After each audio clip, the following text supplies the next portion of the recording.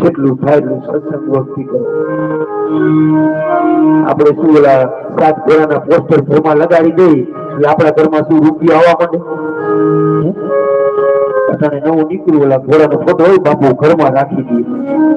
ઘોડા શું કે છે અમે જે દોડીને દોડવા માંડો તો આગળ આવશો. ઘોડાનું પોસ્ટર રાખીએ કાંઈ નથી થતું. એની જેમ દોડો.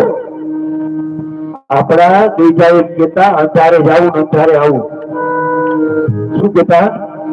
તમારે અંધારે જાવું ને અંધારે આવવું. એનો અર્થ શું હતો? એનો મિનિંગ શું હતો? કે આપણા ઘરથી દુકાનથી માંડવા ન નાખવાના હોય કે અંધારે જાવું ને અંધારે આવવું. એક ગામમાં શેઠ હતા, એના દીકરાને કહેતા બેટા તારે અંધારે આવું ને અંધારે જાવું. એના એક મિત્ર હતા, સમય જતા શેઠ તો થઈ ગયા તો એ દીકરાએ માંડવો નાખી દીધો ઠેઠ સુધી. એમાં એક એના મિત્ર મળવા આવ્યા બાપાના. કે બેટા આ શું કર્યું છે? કે બાપુજી એમ કહેતા અંધારે જાવું ને અંધારે આવું. કે બેટા એમ નહીં, સવારનો દી ન ઉગે ને એ પેલા તારે દુકાન ખોલી નાખવાની અને આરતીની ઝાલર થાય તારે દુકાન બંધ કરી દેવાની.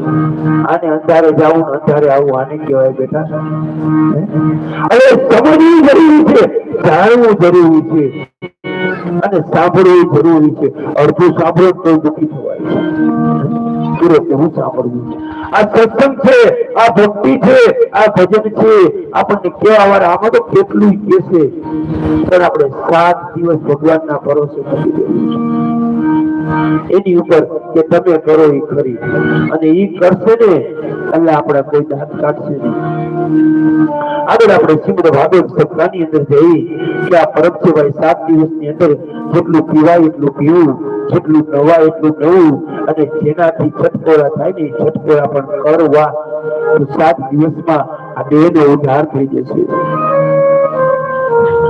આગળ ભૂતા ભગવાન કહે છે કે હે મહારાજ 88,000 ઋષિઓ ભેગા થયા. સુત નામના પુરાણીને પ્રશ્ન પૂછે છે કે હે મહારાજ કોઈ એવી કથા કરી કે હરાહર પાપી હોય, હરાહર પાપ કર્યું હોય, બધા કર્મ કર્યા હોય છતાં એને મુક્તિ મળે ખરા? કે હા બેટા, પુરાણ શાસ્ત્ર ની અંદર તમે જાઓ, બ્રાહ્મણો આગળ જાઓ, તમને એનો માર્ગ મળશે.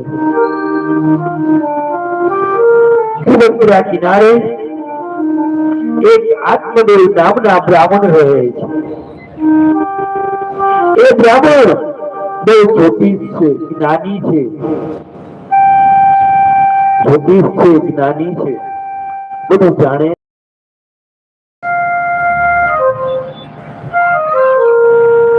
એને એક પત્ની જેનું નામ તો ભૂલી હતું. બે ભગવાનમાં માને, પૂજા પાઠ બધું કરે.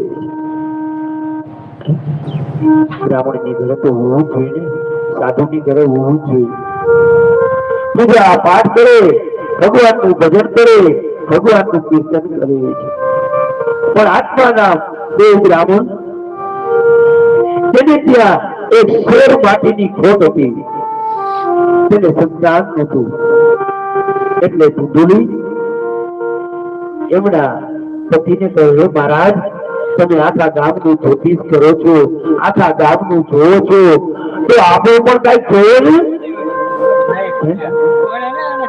તમે આપણું પણ કઈક જોવો ને મહારાજ.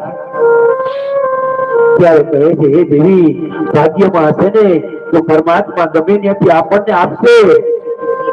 કહે છે મહારાજ આમ નમ વાતું કરતા કરતા ઘણા દિવસો થઈ ગયા મહારાજ. હે મહારાજ ઘણા દિવસો થઈ ગયા, ઘણા વર્ષો વીતી ગયા મહારાજ. ત્યારે કહે છે કે હે મહારાજ તો સાંભળો.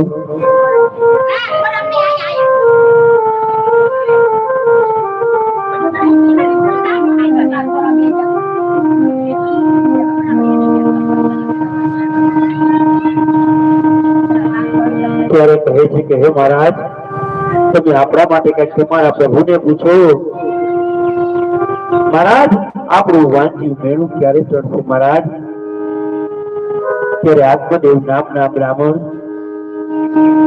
આજ પોતાનો ઘરનો ત્યાગ કરે